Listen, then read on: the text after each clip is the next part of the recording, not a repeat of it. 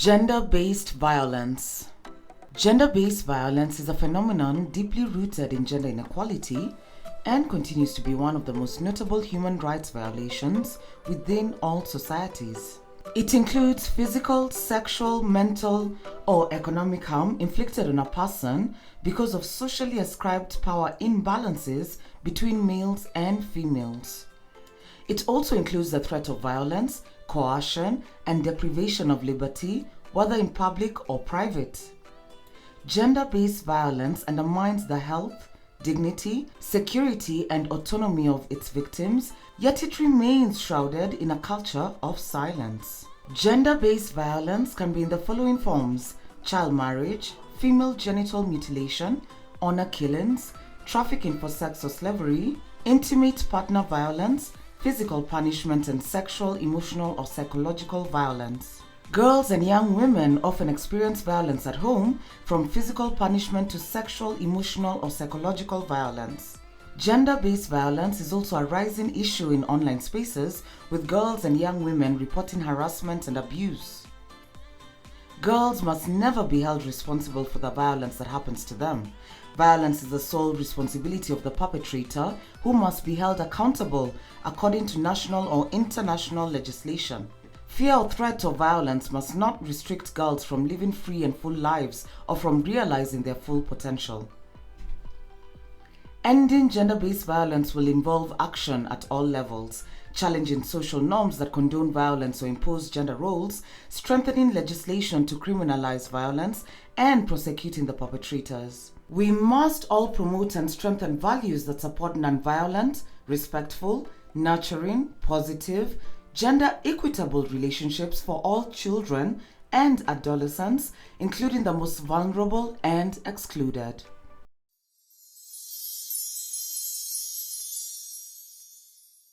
It's a warm welcome to yet another episode of Her Standards with me, Quinta Mbori. Thank you very much for joining us and tuning in to your favorite show that is all about women, celebrating women and talking about issues that affect us objectively.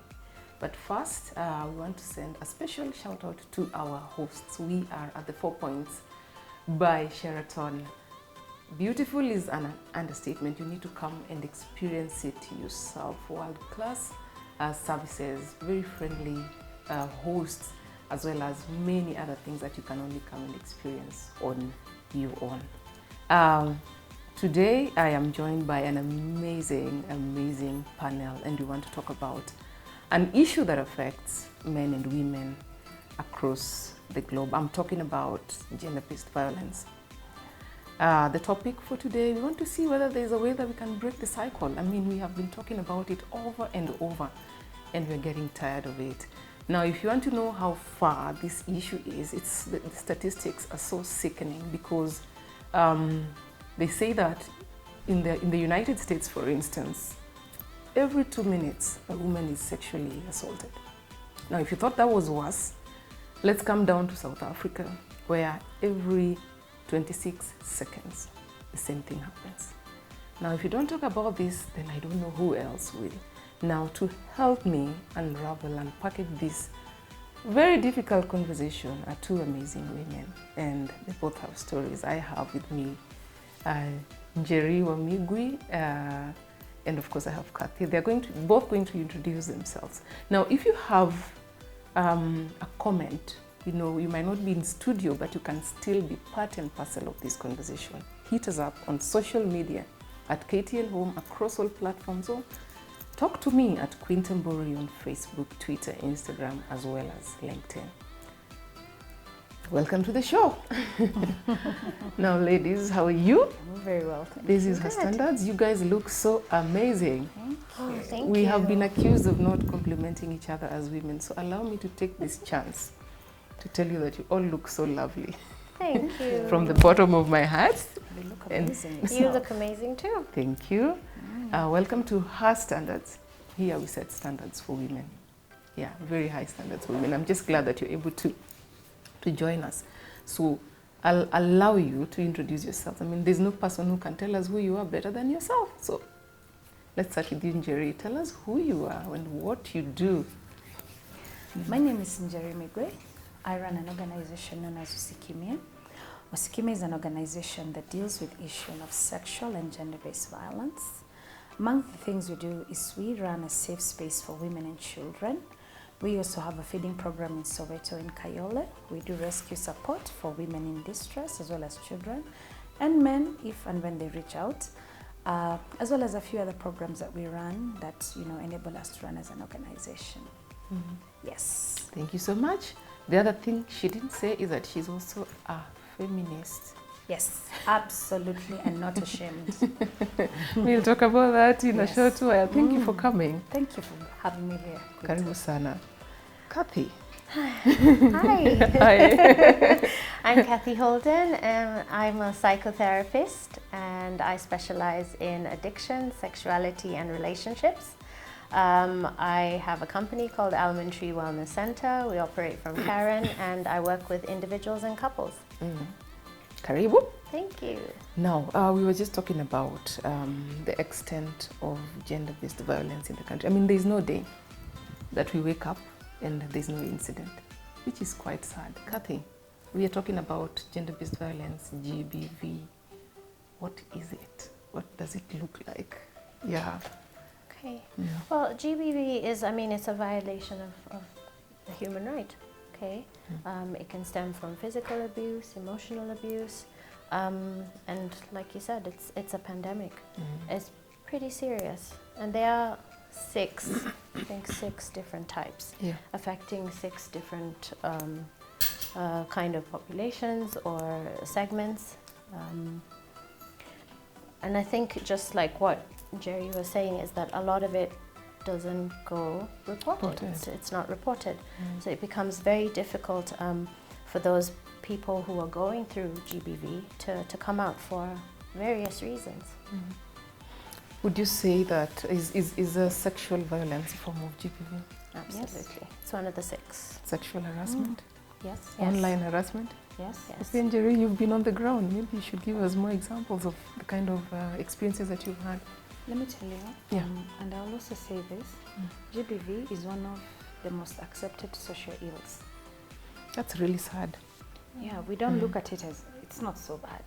When couples have beaten each other up and they've gotten back together, we're always like, hey, people that spend time under the blanket together, I know that who saying. Are we to be? I really hate that statement because it really doesn't, until somebody dies, that's when you're like, oh my God, they used to fight, oh, we used to see, and I'm like, but you guys say people that cover themselves in, because we do not see the extent and the damage that GBV does. So yes, I'm on the ground and I can tell you this. As Kathy has said, we have so much. We are looking at psychological violence, we're looking at emotional abuse. You may not be fighting physically, but emotional abuse is so much there. Kenyans have discovered a new word, narcissists. We attribute everything to narcissism, but there is a lot of psychological horror out there that people do to each other that doesn't just not about narcissism. But that's just one, I think. We're looking at financial abuse. Yesterday I rescued an old man, and that's elder abuse. Yes, who was being mistreated and everything. And we're also looking at child abuse. All these things are part of GBV.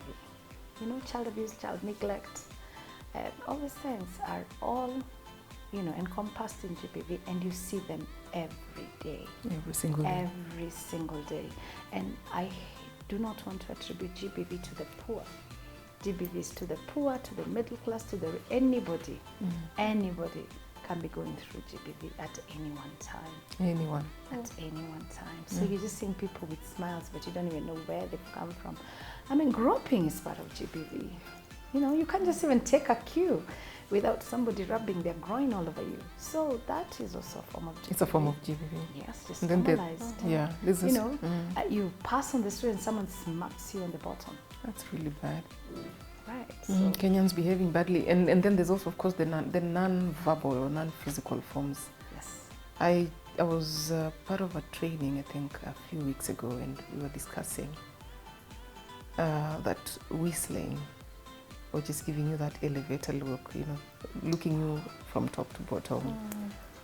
all of that. Catcalling. Catcalling, yes. People don't even know that that is abuse. In fact, if you look at catcalling, and I know many women think that's a form of flattery, my God, it is not. And I have daughters, and I can tell you, a 13-year-old girl, 11-year-old girl, being catcalled by men is absolutely disgusting. And the older you grow, the less the catcalls. Just think about it. When you are a teenager, and now that you're a full woman, how many catcalls were you getting then? And how many catcalls do you get now? And what does it make you think when you think about catcalling now that you have that kind of information? How disgusting is it that young girls as young as 10 get catcalled and nobody thinks it is offensive and disgusting and perverted? Why are you, catcalling? Because catcalling obviously is like a mating call, or of some sort. Yeah. Disgusting, yes, but it is. Why are you catcalling children? And why do we think it is not offensive? For me, catcalling is very disgusting. Yeah, especially when you get daughters and suddenly it dawns on you, this kid is 12 and somebody just catcalled her. This is my child. She's a kid. Why are you are a man? Yeah. I've literally had to fight with men because I'm like, no, this is a child. What? What was your intention? Why were you catcalling her? And once people start thinking like that, that's when you start realizing that's a very disgusting culture. I think we are a sick society, Kathy, because we have seen, even had instances of adults sexually assaulting children who are days old. I was about to use a curse word. I mean, what is wrong with people? Yeah. Well, I think a lot of the time it stems from how you're raised, what you saw when you were growing up. I mean, if you think about attachment styles, which we normally form by the time we're about 5 years old. This is where we learn how to know whether we're going to be loved. If we do something, are we going to receive love? If we do this, are we going to receive punishment? So we learn very early on, by age 5, exactly how we need to behave in order to get what we want. And most of the time, we just want love. A lot of the time, that's what we want. We want love. And sometimes when we don't get love, we look for attention. Now, these childhood attachment styles, as we grow up, they convert to our adult love styles. So if you've grown up in a very avoidant kind of way, where you avoid, you were avoided, or maybe your parents didn't have much time for you, then you get into a stage where you feel as if you either have to exert a lot of to get attention. There's certain things that you have to do. And if I think about some of the things that are happening, like in our society today, in terms of how people are responding, a word that comes to me is emotional regulation. Okay? Are we able to emotionally regulate ourselves? Or do we just act? And a lot of the time, it's how we were raised, whether we were allowed to express anger, whether we were allowed to express pain, whether we were allowed to express happiness, whether we were allowed to express love. What is love? What did that look like to us? And most of the time, a lot of us didn't grow up on love. We grew up on survival. So these are some of the things that we will end up doing. We'll just very much focus on what's going to... So these people who abuse children they're seeking attention? They could be seeking attention. There's also, if it's for children, there's pedophilia. Yeah. And that's pretty serious. There are people who will have the thoughts but will not offend. And there are programs in Europe that help people who have not offended yet, but they do want to, change their lives. But it's pretty controversial as it is. But then also, finding out why these thoughts are coming up and what is it that you need to change about yourself, because we can be better versions of ourselves every day. It's just that we think that we reach a certain point and then we think that we don't need to make any changes, but we do, and we can be better people. But it's disheartening, because a lot of the people that I see, in my clinic space are GBV victims. Not so much, I don't deal with offenders, but yeah, I do see victims as early as, 9 years old, and most of the time you don't even recognize that you were sexually assaulted at 9, because the perpetrator is sometimes a family. Most of the time. Most of the time, the perpetrators. Children are mostly mostly violated by people they're related to. Yeah, family, neighbors, relatives. 10% is what is not, when it comes to children molestation, is what is not family or close people around the circle, teachers, and things like that. I'm glad Kathy is a psychologist and she can look at people like that. I don't. I'm very angry. Yeah. Because I see this too often. Too I often. get too many calls, too many times I have to take children. I tell people the youngest child I took to hospital was 4 days old. And 4 days old, assaulted. Yes. Defiled, rather. Yeah. No. And I'm very, yes. 4 days And old. as early as last week, I had a 3 months old. So I don't get it. That's I understand psychologists can be able to evaluate. I don't. I don't. I just don't get it. I don't understand what is so attractive about a baby. But I always feel, for me, rape, any rape, even for children, not only is it perverted, but it's a form of violence, and it's also a form of power play. Yeah, because there's nothing. It's not an act of passion. Then no. It's a form of control. Yes, it's always an act of power. Even beating up your wife, it's an act of power. It's because you have power over this person, and I can do whatever I want. You can do what you want. And as long as you're under 18, you can't consent to any kind of sexual activity or sexual behavior or sexual acknowledgement. There is nothing that is consensual. Yes. And even if you're thinking about consent, and this is another thing that maybe we're not really taught too much about, is we can say no. Even in marriage. Even in marriage. And just because you had sex with your husband yesterday doesn't mean that it's an automatic Because to have sex because he the paid next dowry. day. Because he paid dowry. There's something called dowry abuse, huh? I hope somebody's listening. Dowry abuse is where, because you pay dowry for this woman, you feel like you own her, and therefore she should give you sex anytime, anywhere, anyhow. And other things, like violence, and you feel like I own this person. Whereas that isn't what dowry was or ever will be. Dowry was an appreciation to parents because, hey, I got something that I didn't have, and that was it. But that's not how dowry abuse works. So many women get punished because they were paid for dowry. All right? So we have so many forms of abuse, it's insane. It's insane. Yes. Wow. Njeri, you talked about financial abuse. Yeah, maybe you could highlight that briefly. Financial abuse is the lack of access to finances when, let's say, we're in a relationship and you withhold all forms of assistance using money, including lack of access of money, banks. Sometimes we both could be working, but I am not allowed to access my own money. So where does my money go? To your account. Or you have the access to my accounts. Okay.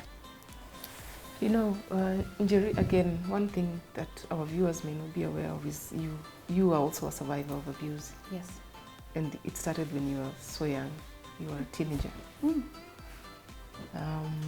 At some point, maybe you should tell us that story. Yeah, why am I speaking on your behalf? I met and fell in love with someone when I was pretty young. You can look at the camera. Yeah. And people ask me why I do what I do. I do what I do because I met someone, we fell in love. I was in high school. I got pregnant really, really young. I don't even like talking about the age. Yeah, but pretty young, yeah. At 16, I had a baby. And of course, I was very ashamed. And I ran away and we got married. I really didn't know what I was doing. First, now that I think about it, that whole thing was very off kilter. I went, got married. We were both young. We didn't even know what we were doing. Yes, of course, if you don't know what you're doing, what do you think happens? A lot of slapping, a lot of, fighting, physical violence. Until I walked away from that marriage, maybe 12 years ago. Yeah, I got divorced. And looking back, that's why I resource women. because I want them to do better than I did. I want them to be able to make better decisions. I want them to know that you can walk away and you can start over and you can make smarter decisions than I did, you know, and that there are places and spaces that women can come and just even have a rest as you're rethinking, what do I want to do next, or what do I want to do? Because sometimes, and in these economic times which are hard, you do not know what to do. You do not know where to go. It's not like parents are as accommodating as they used to be. You go home and your mother is like, kesho uende, you know, and they're telling you, you need to go back. So we have parents that are not supportive. The economic times are hard. I mean, how long can you support somebody? 2 days? And then they become a burden? Yeah, at the end of the week. Or maybe by the 1 week and you feel like, oh my God, this is sending too much. Signals, Yes, and so women need spaces where they know that they can, you know, they can come out. For me, that is why I do what I do. But it's also because I'm a survivor. I'm a survivor. I survived. And if I could walk away from a marriage where nothing was lacking, where I was driving some of, I know you all say what heri kulia kwa Range Rover. Range Rover. Yes. Trust me, those tears, I have cried in a Range Rover and they are not nice. They still taste as bad as the tears you cry on a boda boda. If not even worse, because nobody knows you're crying in that Range Rover. Yeah, so I'm telling women that you can, you know, we need to make better decisions. What is it we are supposed to do so that we don't end up in abusive situations? And what are the red flags? Because it's important. Our children are growing up, our viewers are watching. Maybe someone is about to jump into an abusive relationship and they do not know. They have but no we love idea. ignoring red flags. We see them, and you're like, oh my God, I will magically. Can we first of all change this narrative of I will change this man? I will change this man. When she talks about compatibility, can we women stop saying we can change somebody? I think behavior, to your point, behavior is the best sign to show how somebody truly is as opposed to what they say. So maybe that's one of the things that we need to look at, is if somebody shows us their behavior, we need to believe them as opposed to what they are saying. I also think compatibility is, you know, it's something that, you know, you mentioned butterflies. Yeah. Okay? Yeah. Butterflies in the stomach, and that's something that I guess we've all experienced. Maybe even the audience has experienced that. Yeah. And you see that inherently there's nothing wrong with that, but butterflies in the body, and some of the work that I do, it's body work with the sexuality side, is anxiety. Is anxiety a good thing if we look at it? I mean, some general anxiety to get things done, you know, that nervousness before, I don't know, this show or anything else that you're doing is okay. But when it's because there's a looming feeling that you're having constantly, it may not be a good thing. Red flags, another one. Why don't we have green flags? Instead of waiting for the red flags to happen, why don't we have some green flags?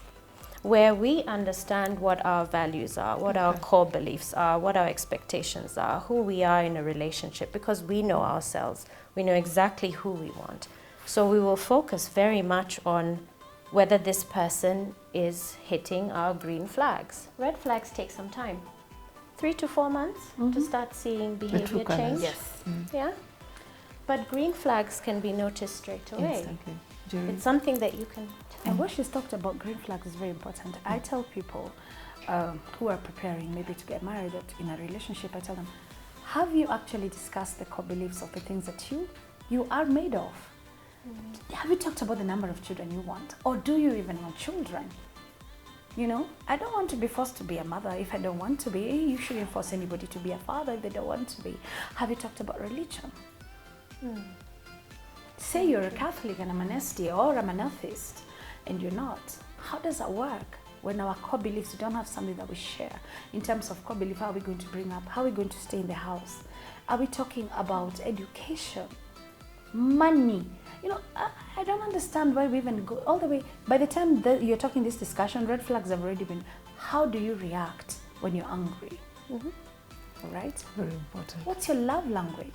All these things are things that we need. And you know, your love language is not my love language. Maybe my love language is touch. Okay, maybe my love language is being given gifts. Hello. And Yeah, so it's a all love of language. these things are very important, and they are core to when a relationship is starting, because right now we're talking about GBV. Yeah. And if you're talking about GBV, we're talking about things that are inherently have happened as a result of an upset, an upset relationship. Yes. And GBV wouldn't occur if at the very beginning of that relationship we had looked into these things.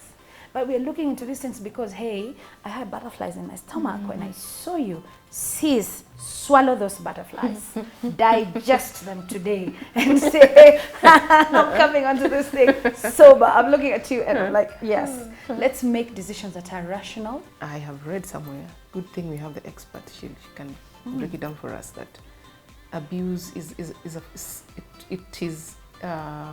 cycle. They are abuse patterns, and when you grow up in an abusive environment, you are more likely, You're more prone. prone to end up in an abusive relationship. Kathy. Your sons are more prone to being abusers, and daughters are more prone to looking for abusive partners. Break it down for us, please. Tell us, please. Yeah. And this is the thing, and it's interesting how you said about love and how that can feel like it's a drug, because it can be. I mean, in the addiction space, you can be an addict to love, you can be an addict to relationships, you can be an addict to sex. What did you say? Yes, can be love, addicted to relationships. Yeah, Wow. because addiction inherently is about the behavior. It's not about the substance. The drug of choice can be anything. It can be love, it can be anger, it can be silent treatment, it can be secrets. This is all that gives us a high. So when we're chasing that high, we're never in the present. We're never connected to people that we love and that we care about. So we're always in that state of, I need to look for my next high. Okay. And this is what we. Quinta is so horrified. Yes, by I the am. idea Yes, that I am.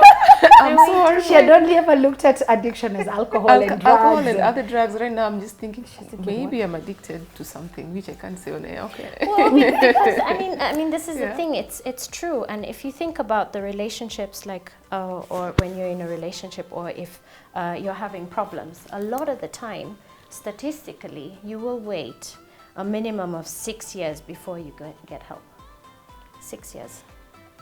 So that's 6 years of fighting, 6 years of silent treatment, 6 years of struggling. And most of the time when you're approaching a therapist, you've tried everything. So that's you've approximately tried 18 years of absolutely everything. Of pain. Of absolute pain. That is long. And in Kenya especially, Yeah. therapy is still not as a recognized form of healing, of a pathway towards healing. I mean, we first look at therapy. We don't really think therapy. We first look at our parents, our friends, Church. our church, Yeah. before we ever think of going to a psychologist, because psychologists are for mad people, and I'm not mad. But yet the things that you're doing, as they say, what is insanity? Is the definition of doing the same thing. Expecting different results. Yeah, so. And then we expect our partners to be our therapists. Yes, actually that is it. And actually, Or our friends to be our therapists. yes, they carry a large labor of, do you know that friend who you see and you're like, oh no, I have to now put up my therapy. And that's wrong. Your friends should not, carry the labor on your behalf. Or your partner should not be she can be your sounding board, but not your therapist. They can just give you a listening ear. Yes. But Yeah.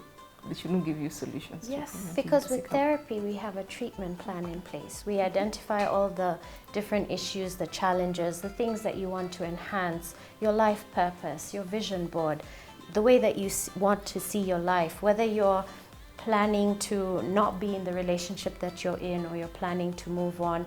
Especially with GBV cases, one of the things that I do with my clients is create a safety plan. What is your plan? Start thinking ahead. Are your finances in order? Are the considerations that you've taken in place? Who can you go to? Who knows? Is your family going to be understanding? Is there a friend that you can talk to? So you start thinking on your feet. Yes. But these are the things that we cover in therapy. Well, We're looking at all these things Yeah. in terms of GBV. Like, how can we shouldn't just be responding. We should also be preventing. True And what story. Kathy is talking about is about prevention. Yeah. And prevention is much more important than even curing. Yeah. Because already you're curing something that is already past. So if we could go back to the generations, to the people who are watching, to the young generation, to the people who want to work into relationships, they should be seeking things like this. I say even parenting, even marriage, we need to be given a manual on how to do these things. We're just getting into things blindfolded, Yeah. you know, we're just getting into it, beautiful wedding, and we don't even know what it entails to live with somebody else. If you're uncomfortable living with yourself, why do you want to, you know, input this onto somebody's child, you know? You need to be holistic. I go for therapy. I do. I am a firm believer in therapy. I take my kids for therapy. Because I'm a firm believer in people having a good relationship with themselves before they can go and have a relationship with somebody else. And that is why we have GBV. Frustrations, maybe at home, with money, with career, with all these things. And we inherently pass it on to other people around us. We are talking about gender-based violence, also known as GBV, and not just talking about it plainly. We are looking at how we can break the cycle of gender-based violence. We have discussed quite a number of issues, and some of the issues that are coming up, solutions that are coming up, is preventive measures that we can take as people living in the society to protect ourselves, to protect our loved ones from getting into abusive relationships and situations. This is Her Standards with me, Queen Tambori. When we come back, we want to look at men and GBV and what we need to do as a society in order to battle this fight to the end. Don't go away, we'll be right back.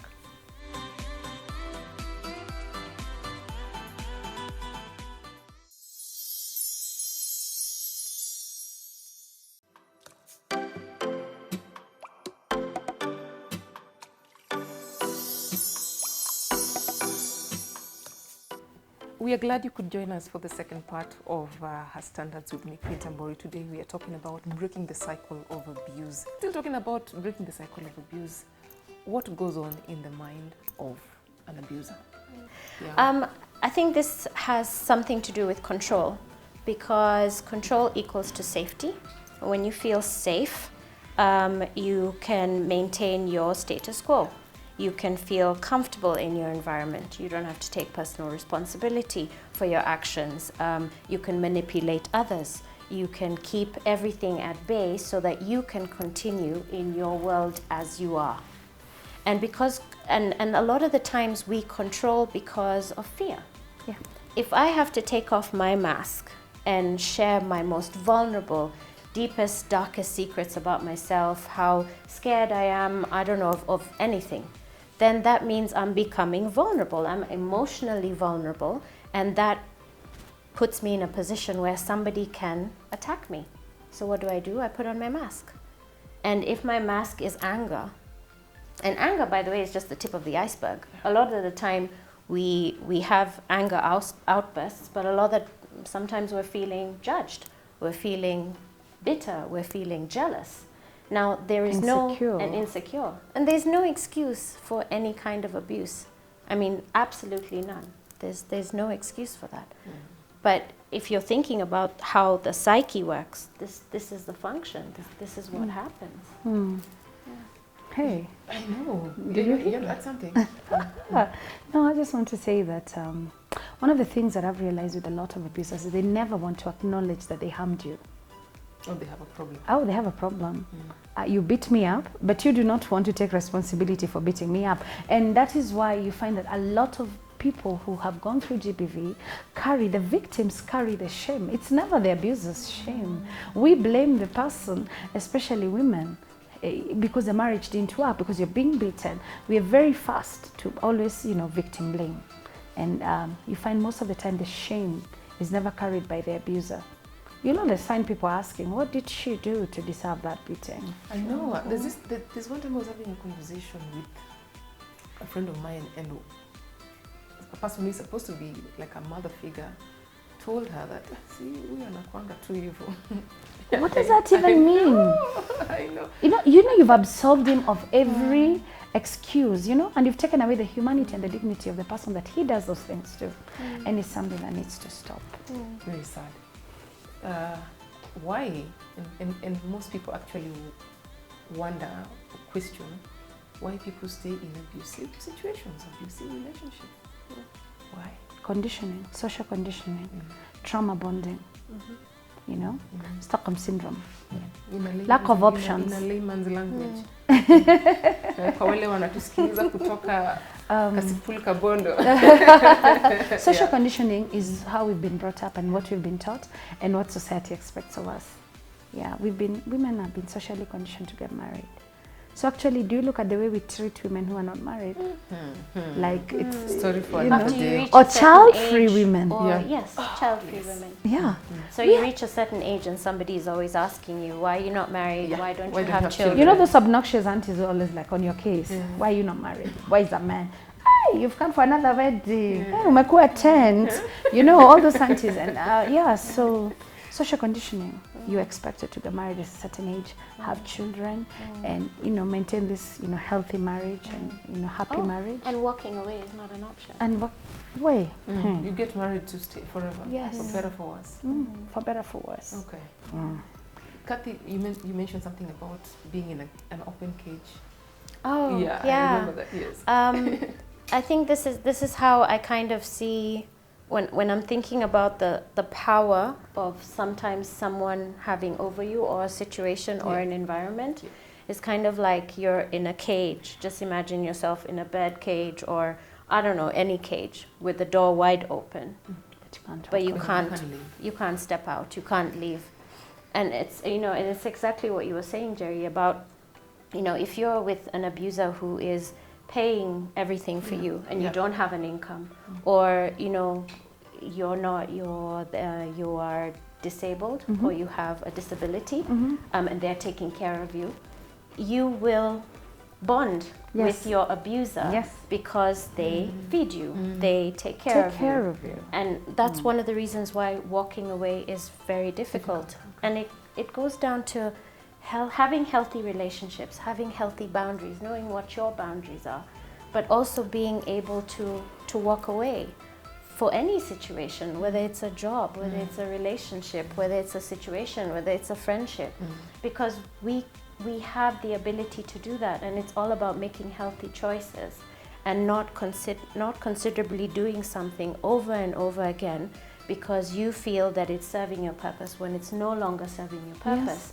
because it's something that you've been conditioned to believe. To believe. You need to have it in order for you to be. Absolutely. And actually, in order to break the cycle of GBV, you need to be a holistic person.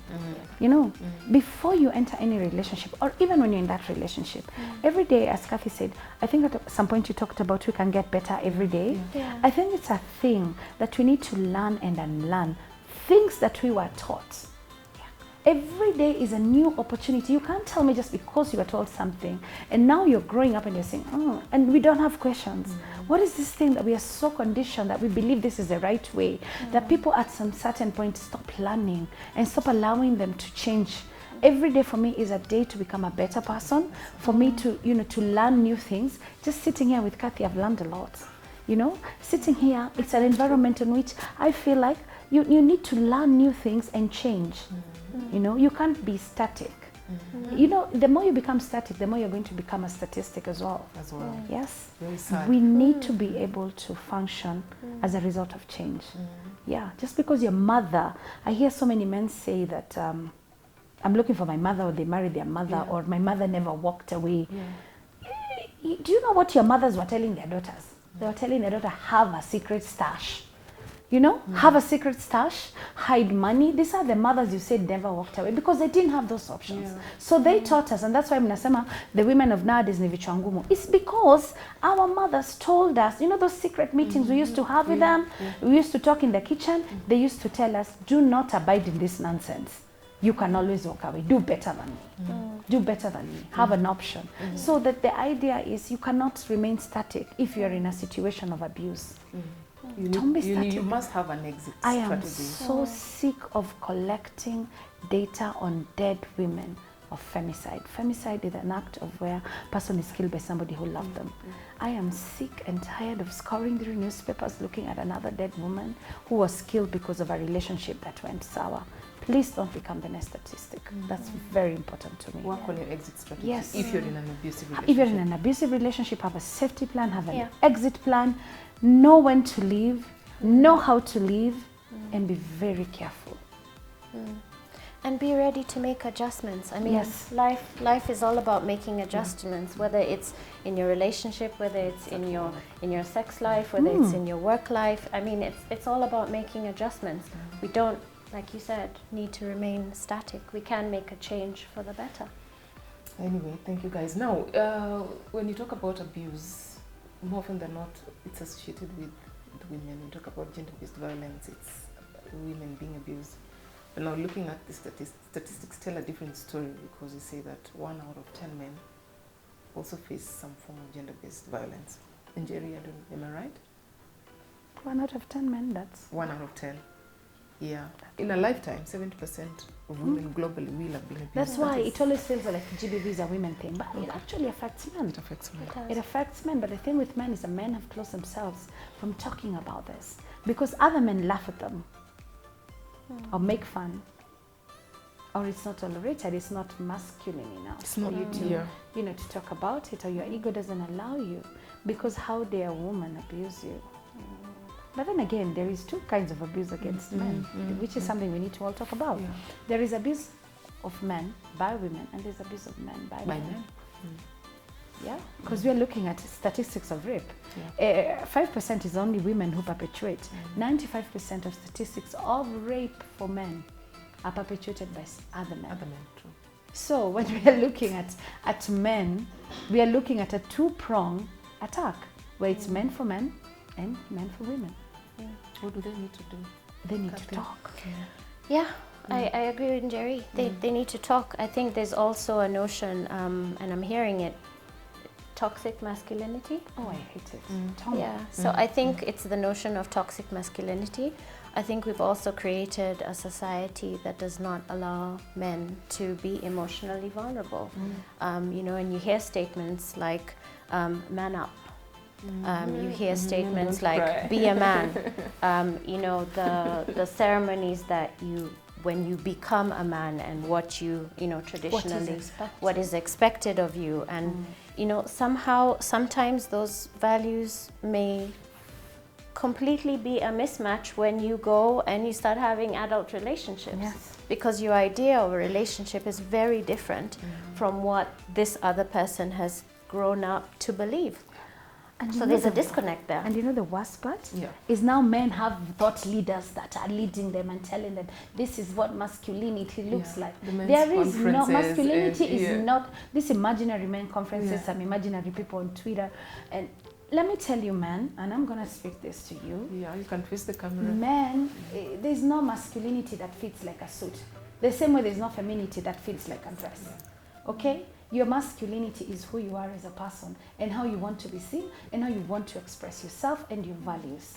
You cannot say, I cannot be vulnerable to my wife or to my children because, you know, masculinity looks like this. Come on. We have to do better. These people who are telling you to do those things, they probably don't even do them in real life. You know, they have look forward to having healthy relationships. And for me, I will always say this: if a relationship is healthy, the communication is healthy, things are working, keep it that way. Wacha kwenda huko nje and you're listening to your friends over football matches, and that man, the last time he saw a woman, Jesus was still walking on water, and then you're listening to his advice, and then you come home and you enact the same advice to your wife, and now something that was so good and beautiful changes. Stop it. This thought leader should not be the person that leads you. The person that leads you should be you, and leading from a place of conscious. In case you need help, Kathy is here. If you can talk to Kathy, and she's you can also lead with love. Yes. State of consciousness and love. You can never go wrong with love. If you're leading from a place of love, you'll always, I mean, a lot can grow from love. So embrace it and allow that, and know that to be, I mean, as a man, you can embrace your feminine and your masculine. It doesn't mean that You you are are less, either you're or. less of a man. Because Yin-yang. everybody has a light and a dark side. Mm. We just have to find a way of embracing the dark so that we can Have the light. and also fulfill our full potential, which we will not know if we keep on repressing emotions. And and get, you know, see a therapist. Therapist. The church said amen. Amen. Okay, we're about to finish, sadly. I know. We probably just need to have cameras rolling for 24 hours just talking about breaking the cycle of gender-based violence. And Jory, I know you do advocacy for human rights, women rights, and GBV. Where can we find you on social media? Usikimia on Facebook, Instagram, Twitter. And beautiful thing now is you can call us. We have a toll-free line manned by therapists. I may not necessarily be on the other side. So you call us, men, women, children, 0800 000 999. Mark that number, 0800 000 999. If you need help, you know, you're going through GBV, you're going through situations, rape, whatever, talk to us. We will know how to guide you, we will know how to help you. Thank you, and you are doing an amazing job. Thank you. Yeah, I know you've been recognized by the Star newspaper, you've been recognized by Women Kenya Network, and many other people, but whatever you do, it is amazing. During this COVID period alone, you have really transformed lives. You've helped very many women. Thank you so much. Thank you. May God bless you. Kathy, where do we find you? So you can find me on Facebook and Instagram, and that's Almond Tree Wellness. And I also have a website, that's www.almondtreewellnesscenter.co.ke, and you can also contact me on my number 0713-896-905. Don't be afraid of therapy.